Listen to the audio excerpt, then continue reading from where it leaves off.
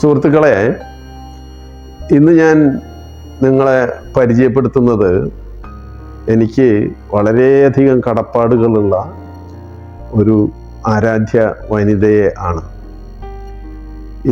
ഈ വനിത സമരിട്ടൻ സിസ്റ്റേഴ്സിൻ്റെ ആഭിമുഖ്യത്തിലുള്ള ഒരു ആശ്രമത്തിലാണ് ഇപ്പോൾ താമസിക്കുന്നത്. നിങ്ങൾ പലരും എൻ്റെ വീട്ടിലേക്ക് വന്നിട്ടുള്ളവർ കണ്ടിട്ടുണ്ടാവും. വെളയനാട് സെൻറ്റ് മേരീസ് പള്ളിയുടെ മുൻപിൽ കൂടിയാണ് എൻ്റെ വീട്ടിലേക്ക് വരുന്നത്. റോഡരികിലുള്ള സെൻറ്റ് മേരീസ് പള്ളി 1970-കൾക്ക് ശേഷം പണി കഴിപ്പിച്ചതാണ്. വെളയനാട്ടമ്മ എന്ന് നാട്ടുകാരൊക്കെ പറയുന്ന സെൻറ്റ് മേരീസ് പള്ളി തന്നെ ഇരിക്കുന്നത് പഴയ പള്ളിയിലാണ്. പഴയ പള്ളി ഏകദേശം 1100 വർഷം പഴക്കമുള്ളതാണ്. അപ്പോൾ ഈ മുകളിൽ പള്ളി പണിയുന്ന സമയത്ത് ഒരു എന്താ പറയുക, ഒരു തർക്കം ഉത്ഭവിച്ചു. മുകളിലത്തെ പള്ളി ഡിസൈൻ ചെയ്തത് എൻ്റെ അധ്യാപകനായിരുന്ന തൃശ്ശൂർ എഞ്ചിനീയറിംഗ് കോളേജിലെ റിട്ടയേർഡ് പ്രൊഫസർ PK ഈപ്പൻ സാറായിരുന്നു. അപ്പോൾ പള്ളിയുടെ കോളത്തിൻ്റെ ഒക്കെ ഡിസൈൻ വന്ന് പണി തുടങ്ങുമ്പോൾ അത് വെറും 9 ഇഞ്ചിൻ്റെ കോളം, അതിൻ്റെ ഉള്ളിൽ കമ്പി. അത് ഉടനെ പഴയ തലമുറയിൽപ്പെട്ട പള്ളിക്കാരൊക്കെ പറഞ്ഞു, ഇത് എങ്ങനെയാ, ഇത് നിൽക്കുമോ, പൊളിഞ്ഞു വീഴുമോ എന്നൊക്കെ പറയുമ്പോൾ അതിൽ ഒരു തർക്ക പരിഹാരമായിട്ട് ഇടപെട്ടത് എൻ്റെ സുഹൃത്തും സഹപാഠിയുമായ ശ്രീ KT ജോണാണ്. കാരണം ഞങ്ങൾ എഞ്ചിനീയറിംഗ് കോളേജിൽ നിന്ന് പാസ്സായി വന്നിട്ടേ ഉള്ളൂ. ഞങ്ങളുടെ അധ്യാപകനാണ് ഇദ്ദേഹം. ഒട്ടും പേടിക്കേണ്ട ആവശ്യമില്ല. അപ്പോൾ ഇവർ ഈ തർക്കത്തിൻ്റെ ഒരു പ്രധാന കാരണം, പഴയ പള്ളിയുടെ ചുമരുകൾ ഏകദേശം 6 അടിയിൽ കൂടുതലൊക്കെ വീതി ഉള്ള സ്ട്രക്ചറായിരുന്നു. പിന്നെ അപ്പോൾ ഇത് പണിയുന്നതിന് വേണ്ടി കുറച്ച് ഭാഗം പൊളിക്കുമ്പോഴാണ് അതിൻ്റെ കാര്യം എനിക്ക് പോലും മനസ്സിലാകുന്നത്. കാരണം അതിൽ കല്ലൊന്നും ഉപയോഗിച്ചിട്ടില്ല, കല്ലോ കോൺക്രീറ്റോ ഇതൊന്നുമില്ല. AD 900-ലൊക്കെ പണിയുന്ന സമയത്ത് കോൺക്രീറ്റ് ടെക്നോളജിയോ സിമെന്റ് തന്നെ കണ്ടുപിടിക്കപ്പെട്ടിട്ടില്ലെന്നാണ് എനിക്ക് തോന്നുന്നത്. അപ്പോൾ അതിൽ പൊളിക്കുമ്പോൾ എന്താ സംഭവം എന്ന് വെച്ചാൽ 2 സൈഡിലും ഇങ്ങനെ സുർക്കി, കുമ്മായവും ശർക്കരയും എല്ലാം കൂടിയുള്ള ഒരു പേസ്റ്റ് വെച്ച് ചേർത്തിട്ട് അതിൻ്റെ ഉള്ളിൽ മണൽ നിറച്ചിരിക്കുകയാണ്. അത് പൊളിക്കുമ്പോഴാണ് നമ്മൾ കാണുന്നത്. അപ്പോൾ അതെന്താണ് അതിൻ്റെ പുറകിലത്തേന്ന് അന്വേഷിച്ച് ഇപ്പോൾ കിട്ടിയ വിവരം, ടിപ്പു സുൽത്താൻ്റെ ആക്രമണം ഭയന്ന് അഥവാ പള്ളി വെടിവെക്കുകയോ മറ്റോ ഉണ്ടായാൽ, ആ വെടി പോയാൽ ഇതിൻ്റെ ഉള്ളിൽ നിന്ന് പുറത്തേക്ക് വെടിയുണ്ടെങ്കിൽ പോകാൻ കഴിയില്ല. കാരണം 6 അടി കഴിഞ്ഞ് വരണമല്ലോ. അപ്പോൾ ഈ മണലിൻ്റെ ഓട്ട ഉണ്ടായി കഴിഞ്ഞാൽ, അങ്ങനെ ഉണ്ടായിട്ടുണ്ടെന്നും പറയുന്നു, ഈ മണലിൻ്റെ ഓട്ടയിൽ കൂടെ ഈ ചുമരിൻ്റെ ഓട്ടയിൽ കൂടെ മണൽ ഇങ്ങനെ തൂർന്ന് വന്നുകൊണ്ടിരിക്കും. അത് കുറെ കഴിയുമ്പോഴേക്കും നേരം വെളുക്കും. അങ്ങനെയാണ് അതിൻ്റെ ഒരു സങ്കല്പം എന്ന് പറഞ്ഞു കേട്ടിട്ടുണ്ട്. അതുപോലെ മറ്റൊന്ന് ഇപ്പം ഞാൻ കേൾക്കുന്നത്, അതവിടെ പലരും വ്യാപകമായിട്ട് പറയുന്നതാണ്. ഐതിഹ്യം എത്രത്തോളം അതിന് ആധികാരികത എനിക്ക് അറിയില്ല. കൊടുങ്ങല്ലൂർ ഭഗവതിയും വെളയനാട്ടമ്മയും സഹോദരിമാരാണെന്നാണ് പറയുന്നത്. അപ്പോൾ അതിൻ്റെ വെളിച്ചത്തിൽ ജാതിമത ഭേദമന്യേ എല്ലാവരും വെളയനാട്ടമ്മയെ സന്ദർശിക്കുകയും നേർച്ചകൾ നടത്തുകയും അവിടുത്തെ മറ്റ് കർമ്മങ്ങളിലൊക്കെ പങ്കെടുക്കുന്നൊക്കെ ഉണ്ട്. ഞാനിപ്പോൾ പറഞ്ഞു വരുന്നത്, അവിടുത്തെ സിസ്റ്റർ എൽസി, എന്നെ സംബന്ധിച്ചിടത്തോളം ഞാൻ അവരെ മാതാർ തെരേസയുടെ ഒരു പ്രതിരൂപമായിട്ടാണ് ഞാൻ കാണുന്നത്. കാരണം എൻ്റെ അമ്മ ആരോഗ്യം വളരെ മോശമായിട്ടുള്ള സന്ദർഭത്തിൽ എന്നെ ഏറ്റവും സഹായിക്കുകയും എല്ലാവിധ പരിചരണങ്ങളും സ്വയം ഏറ്റെടുത്ത് മരണം വരെ ശുശ്രൂഷിക്കുകയും ചെയ്ത ഒരു വിനീതമായ പെരുമാറ്റവും കൊണ്ട് നമ്മളെ ആകർഷിക്കുന്ന ഒരു വനിതയാണ്. അവരെ ഞാൻ നിങ്ങളെ പരിചയപ്പെടുത്തുകയാണ് ഇത് മുഖേന.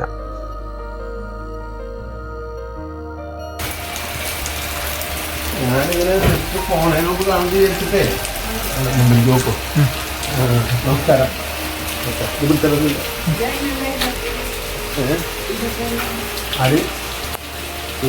നമ്മുടെ സുഹൃത്തുക്കൾ സിന്ധുവിനെ അറിയില്ലേ?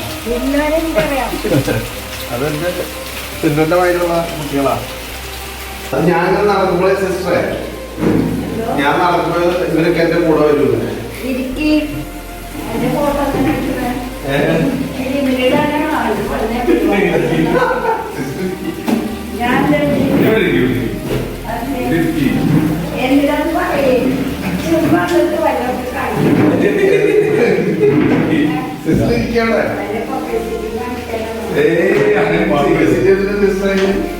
നമ്മള് ഇന്ന് വർത്താനം പറഞ്ഞത്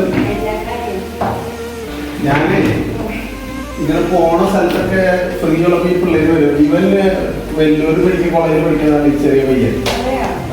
ഇദ്ദേഹം ഒരു അത്യാവശ്യം സിനിമയിലൊക്കെ അഭിനയിച്ചിട്ടുണ്ട്.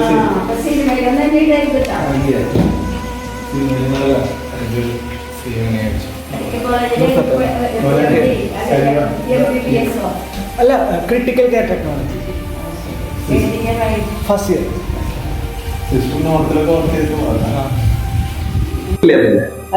ഈയിടെയാണ് ഇപ്പോഴത്തെ ഡയറക്ടർ അതിൽ വന്നത്. എന്റെ എന്നോട് പറഞ്ഞു കമ്മ്യൂണിറ്റിന് പോയി എടുക്കാൻ പോകണം.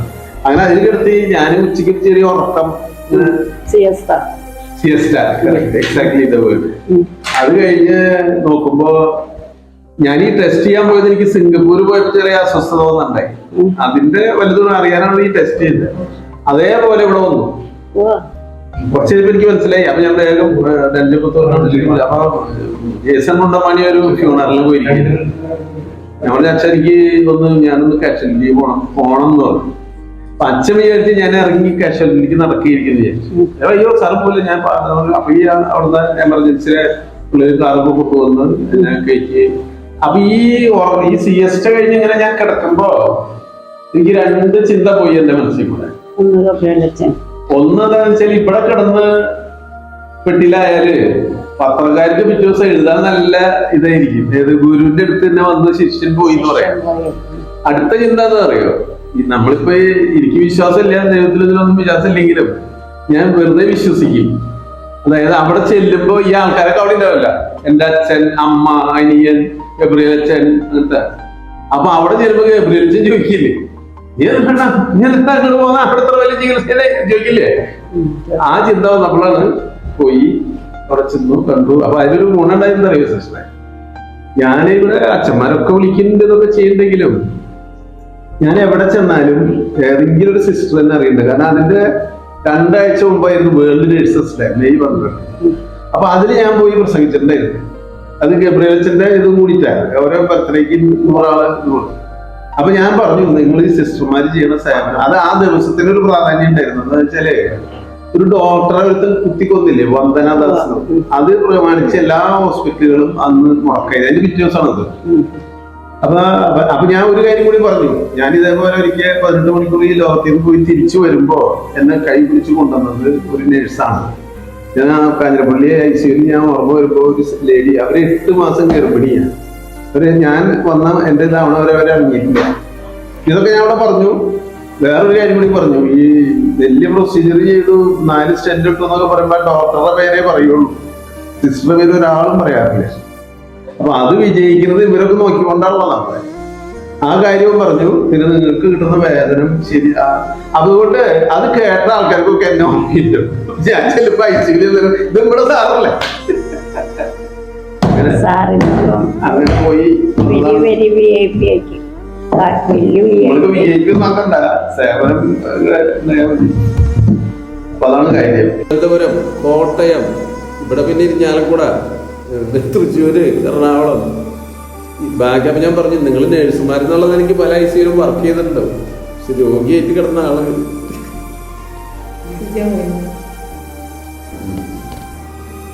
ആ ഒരു കണ്ടീഷൻ്റെ അമ്മയെ. പിന്നെ ഞാൻ 6 ദിവസമോ 7 ദിവസം ധ്യാനം കഴിഞ്ഞ് വന്നപ്പോഴത്തേനും പിന്നെ അധിക ദിവസം നിന്നില്ല. പക്ഷെ ഒത്തിരി പിന്നെ അന്നാണേലും എനിക്ക് അറിയില്ലായിരുന്നു. പുലർച്ചെ ഫോൺ വിളിക്കുമ്പോൾ എനിക്ക് ഫോൺ കിട്ടണില്ലല്ലോ. പക്ഷെ ഷെറീന് ഫോൺ കിട്ടി. ആ നേരത്ത് കിട്ടിയായിരുന്നു ഞാൻ അന്നേരം ഓടി വന്ന്. അല്ല അപ്പൊ ഒന്നും കൂടി ഒന്ന് ആ കംപ്ലീറ്റ് എല്ലാം മാറ്റിയിട്ട് അമ്മനെ കുളിപ്പിക്കലും മറ്റതൊക്കെ പത്മിനിയും ഉഷയും മാത്രം ചെയ്യാൻ പാടുള്ളൂ എന്ന് പറഞ്ഞിട്ടുണ്ട്. അപ്പൊ ഞാൻ അനൗൺസ് ചെയ്തില്ല. അപ്പൊ ഈ അത് കഴിഞ്ഞിട്ടാണ് ബാക്കിയുള്ള ആൾക്കാർ മരിച്ചു എന്നുള്ള, അല്ലെങ്കിൽ ആൾക്കാർ വന്നോളൂ പറഞ്ഞു. അപ്പൊ അതാണ് അന്ന് സംഭവിച്ചത്. ഇപ്പൊ എന്റെയും ഒരു ഇതെന്താ അറിയോ സിസ്റ്ററെ, ഇപ്പൊ നിങ്ങളുടെ തന്നെ സിസ്റ്റർ ഇപ്പം മദർ പഠിപ്പിക്കുക എന്ന് പറഞ്ഞല്ലോ മറ്റേ കുട്ടികളെ, അല്ലാണ്ടുള്ള ഇതിപ്പോൾ അവർ മോശമായിട്ടല്ല ഞാൻ പറയണത്, അവരെയാണ് കെയർ ചെയ്യാൻ കൂടുതൽ ബുദ്ധിമുട്ട്. പക്ഷെ ഈ പഠിപ്പിച്ചിട്ടുള്ള കുട്ടികളുണ്ടല്ലോ അത് ഭയങ്കര സമ്പാദ്യമാണ്. അവരുടെ അറ്റാച്ച്മെൻറ്റും. ഞാൻ ഇപ്പം അമ്മയുടെ സ്കൂളിലാണ് ഞാനും പഠിച്ചിരുന്നത്, അച്ഛൻ വേറെ സ്കൂളിലായിരുന്നു. ഇതൊക്കെ കഴിഞ്ഞ് ഒരു കാലഘട്ടത്തിൽ ഇവിടെ വരുമ്പോൾ ബസ്സിനാണ് വരിക. ബസ്സിന് വന്നിറങ്ങി അങ്ങനെ ഇറങ്ങി ഇവരോട് പറയും ഓട്ടോറിക്ഷയിൽ കണ്ട് വളയനാട് പള്ളിയിൽ അവിടെ പോകണം. അത് കഴിഞ്ഞ് അവിടെ നിന്ന് ഇറങ്ങി ഇവിടെ വരുമ്പോൾ അങ്ങോട്ട് തിരിയെന്ന് പറയുമ്പോൾ അത് മാർക്ക് ടീച്ചറുടെ വീടല്ലേ. അപ്പോൾ അതെ എന്നാൽ അത് പറഞ്ഞാൽ പോലെ അവനെ പഠിപ്പിച്ചിട്ടുണ്ട് അമ്മേ. എനിക്കറിയില്ല, എനിക്കറിയില്ല. വലിയൊരു കാര്യമാണ്. അതെനിക്ക് അവസാനം അതെനിക്ക് വിഷമം. ഞാൻ ധ്യാനത്തിന് പോയില്ല ഒരാഴ്ച. ഞാൻ ധ്യാനം കഴിഞ്ഞ് വന്നപ്പോൾ തന്നെ ഭയങ്കര വയസ്സായി ഇങ്ങനെ പഴുത്തങ്ങോട്. പിന്നെ ഒരു ആയുർവേദ അതാ ഉഷ പറഞ്ഞിട്ട് ഒരു ആയുർവേദത്തിൻ്റെ എന്തോ ഒരു ട്യൂബ് മരുന്ന് വെച്ചു. ആ മരുന്ന് വെച്ചപ്പം ഞാൻ വന്നപ്പോൾ പോയ കണ്ടീഷനൊന്നുമല്ല, മുറി കൊഞ്ഞിട്ട്. പിന്നെ അധിക ദിവസം കിടന്നിട്ടില്ല ടീച്ചർ. കഴിഞ്ഞില്ലേ? പിന്നെ ടീച്ചർ അധികം കാണും. പക്ഷെ ആൾക്ക് അങ്ങനെ വലിയ ഓർമ്മയില്ലെങ്കിലും ആൾ നല്ല ഹാപ്പി ആയിരുന്നു കേട്ടോ. ഇത്ര വേദനയൊക്കെ ഉണ്ടെങ്കിലും ഈ അമ്മയുണ്ടല്ലോ നല്ല വേദന ഉണ്ടാവും. ഇങ്ങനെ ക്ലീനൊക്കെ ഇങ്ങോട്ട് നട്ടല്ലേ ശരിക്കും മുഴുവൻ പുറത്ത് കാണാം. അതുപോലെ അത്രയും പഴുത്ത് ഇതായിട്ട് ഒരവസ്ഥയാണ്. അങ്ങനെ പഴുപ്പും എല്ലാം കൂടെ.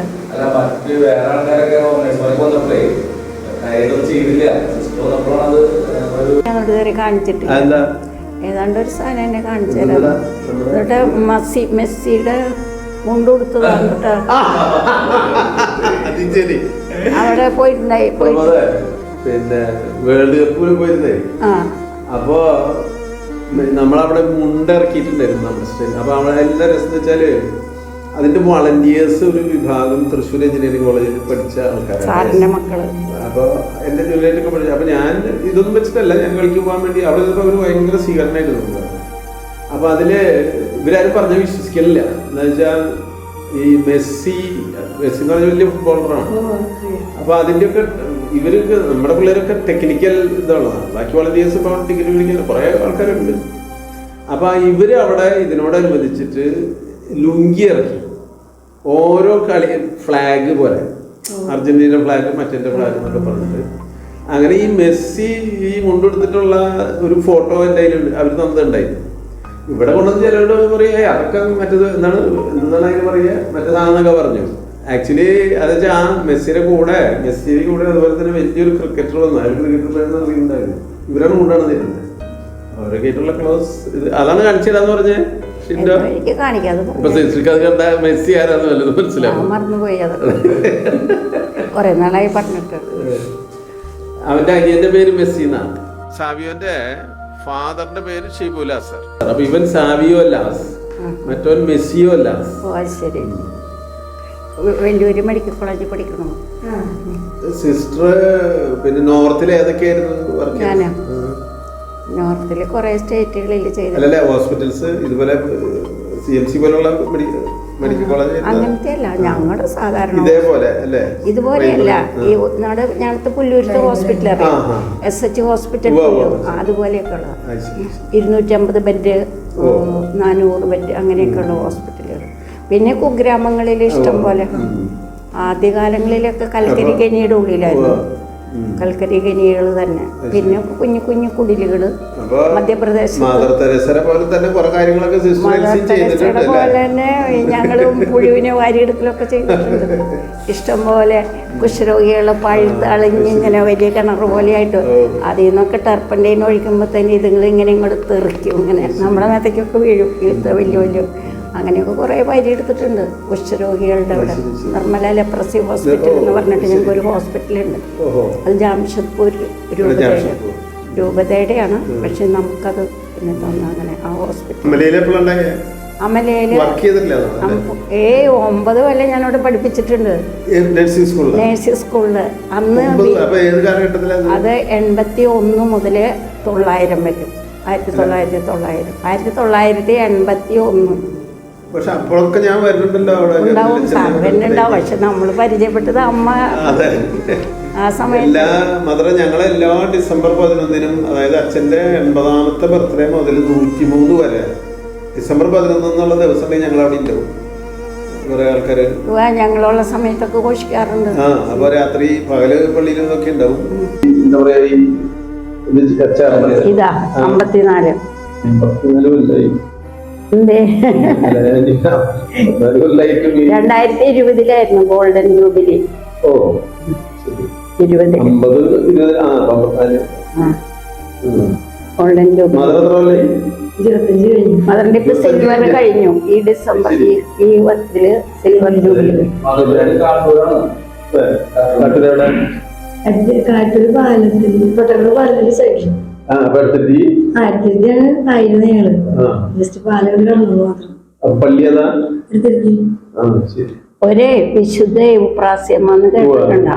ആ കുടുംബക്കാരാ. എന്റെ മകൻ കല്യാണം കഴിച്ചങ്ങൾ അടുത്തെത്തി. മകനും ഭാര്യയും പിള്ളേരും കൂടി ഉണ്ട്, വീട്ടിലുണ്ട്. ഇവിടെ സ്ഥിരാണ്. സിസ്റ്റർ ഞാനും കൂടിയുള്ള ബന്ധം അറിയോ മദറിന്? അതൊക്കെ അറിയാം. എന്താ അറിയാം? ഞാന് എന്റെ അമ്മ സുഖല്ലാണ്ട് അറിയാം. അപ്പൊ അങ്ങനെ വന്നിട്ട് ഞാനിത് അപ്പൊ സിസ്റ്റർ അങ്ങനെ ഏറ്റെടുത്തു. ഷിൻഡു ആളാന്ന് എന്നെ എന്നോട് പറഞ്ഞത്. അന്ന് അതിന്റെ ആള് സിസ്റ്ററിനെ കാണുമ്പോഴേ എനിക്ക് ഞാൻ മദർ തെരേസയുടെ അടുത്ത് പോയിട്ടുണ്ട്. ആ തിരുഹൃദയം എന്റെ ഇപ്പോഴും ഉണ്ട്. ആ തിരുഹൃദയം എന്റെ ഇപ്പോഴും ഉണ്ട്. സാറ് തന്ന ആ തിരുഹൃദയം, കുഞ്ഞു തിരുഹൃദയത്തിന്റെ രൂപം അത് ഞാൻ ഓർമ്മയ്ക്കായിട്ട് Mother Teresa Bible Mother Teresa Prasanna to Ravi സാർന്നൊക്കെ എഴുതി വെച്ചിട്ടുണ്ട്.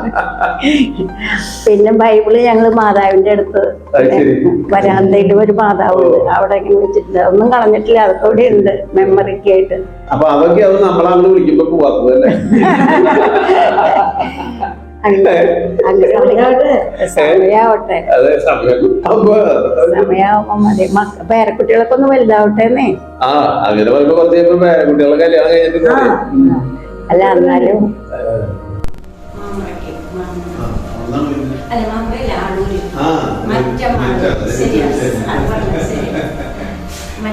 അത് കഴിഞ്ഞിട്ട് മാമ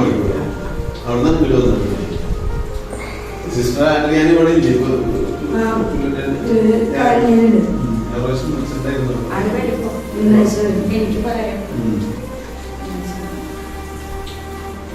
അവന്റെ ബ്രദർ ഒരു ആക്സിഡന്റ് ആയിരുന്നു.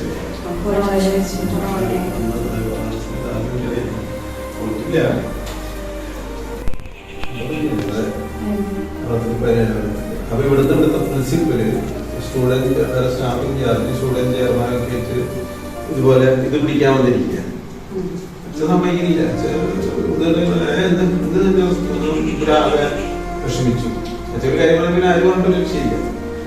എന്തോ പൊരുത്തത്തിന് ഞാൻ അവിടെ ക്യാൻസർ വാർഡിൽ ഒരു പേഷ്യന്റിനെ കാണാൻ വേണ്ടി പോകും. അച്ഛനെ കൂടെ ദാസൻ എന്ന് പറഞ്ഞ ഒരാളുണ്ട്, അച്ഛനെ കൂടെ അറിയാതെ. അപ്പൊ ദാസ് എന്നെ കണ്ടു.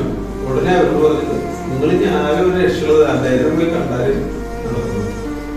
എന്നിട്ട് ദാസിനൊരു കൂടി ഉള്ളതെന്ന് പറഞ്ഞു. ഞാനിതൊന്നും പറയാൻ പോയില്ല. ഞാൻ അച്ഛൻ്റെ അടുത്ത് നിന്നിരുന്ന് അവർക്ക് ചോദിച്ചു കഴിഞ്ഞാൽ പിന്നെ അവർ ടേപ്പ് റെക്കോർഡറുമായി ഇങ്ങനെ പറയും. അച്ഛൻ പണ്ട് സെന്റ് ജോസഫ് തുടങ്ങിയപ്പോൾ അച്ഛൻ തുടങ്ങി. അപ്പൊ ഞാൻ പറഞ്ഞു, അത് അച്ഛൻ അതിന്റെ ഇപ്പോഴത്തെ ആൾക്കാരെ അച്ഛൻ കാണാമെന്നുണ്ട്, ഞാൻ വിളിക്കട്ടെ. പിന്നെ വിരുന്ന് പിടിക്കണമെങ്കിൽ തുടങ്ങിയ പിന്നെ ചരിത്രവും ഒക്കെ. അപ്പൊ അത് ക്രൈസ്റ്റ് കോളേജിന്റെ ലേഡീസ് യൂണിയൻ തുടങ്ങിയത്. പക്ഷെ പിന്നീടാണ് അത് 2 വർഷം കഴിഞ്ഞപ്പോ നിങ്ങളുടെ ഏതോ സഭയ്ക്ക് അത് അച്ഛൻ പിടിച്ചോ. അതാണ് കാര്യം. ഇപ്പൊ ക്രൈസ്റ്റ് ലേഡീസ് ആയിരുന്നു മനസ്സിലാക്കി. ആകെ ഭാഗ്യം സെന്റ് മേരീസും സെന്റ് ജോസഫും ഒന്നും ആമ്പിളരെ ചേർത്ത് തുടങ്ങിയിട്ടില്ല. അതാണ് ഒരു സൗഭാഗ്യം. അതുകൂടി തുടങ്ങിയ